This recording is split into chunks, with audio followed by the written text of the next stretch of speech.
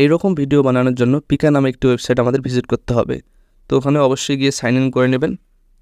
শুরুতেই যে কোনো একটি ব্রাউজার ওপেন করবেন এবং সার্চ করবেন পিকা।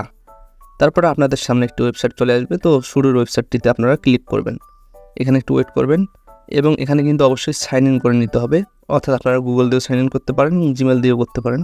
তো সাইন ইন উইথ গুগল এই অপশানে ক্লিক করবেন। তো এখানে কিন্তু আপনাদের জিমেল শো করবে। তো আপনারা যে কোনো একটি জিমেল দিয়ে সাইন ইন করে নেবেন। সাইন ইন করার পর এখানে একটু ওয়েট করবেন, কিছুক্ষণ সময় ওয়েট করতে হবে। এরপর কন্টিনিউ অপশানে ক্লিক করবেন। তারপর আরেকটু ওয়েট করতে হবে এবং ট্রাই নাও অপশান দেখতে পাচ্ছেন, ওখানে একটা ক্লিক করে দেবেন। এখানে একটু সময় লাগতে পারে, তো আপনারা ওয়েট করবেন। নিচের দিকে পিকার ইফেক্টস নামে একটা অপশন দেখতে পাচ্ছেন এবং আপনাদের সামনে কিন্তু অনেকগুলো ইফেক্টস চলে যাচ্ছে।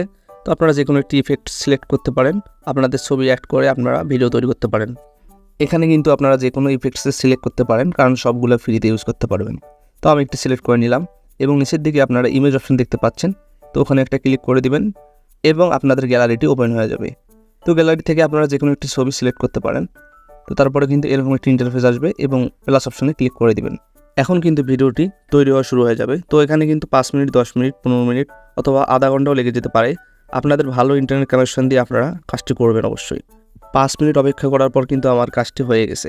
তো নিচের দিকে আপনারা ডাউনলোড অপশন দেখতে পাচ্ছেন। তো ওখানে কিন্তু আপনারা ডাউনলোডও করতে পারেন এবং ভিডিওর উপর ক্লিক করে আপনারা ভিডিওটি দেখতে পারেন। অনেক সময় কিন্তু শুরুতে অন্য ধরনের একটি ইন্টারফেস আসে। আপনারা যদি এরকমও ইন্টারফেস দেখেন তো হতাশ হওয়ার কিছু নেই। নিচের দিকে আপনারা ইমেজ অপশন দেখতে পারবেন। তো ওখানে ইমেজ অপশনে ক্লিক করবেন এবং যে কোনো একটি গ্যালারি থেকে ফটো আপনারা সিলেক্ট করে দেবেন এবং নিচের দিকে পিকার ইফেক্টস নামের একটি অপশন দেখতে পারবেন। ও সেমভাবে যেভাবে আমি শুরুতে দেখিয়েছি ওভাবে আপনাদের সামনে ইফেক্টগুলো চলে আসবে। শুরুতে আমি যেভাবে করেছি তো আপনারা ওইভাবে করে নিতে পারবেন।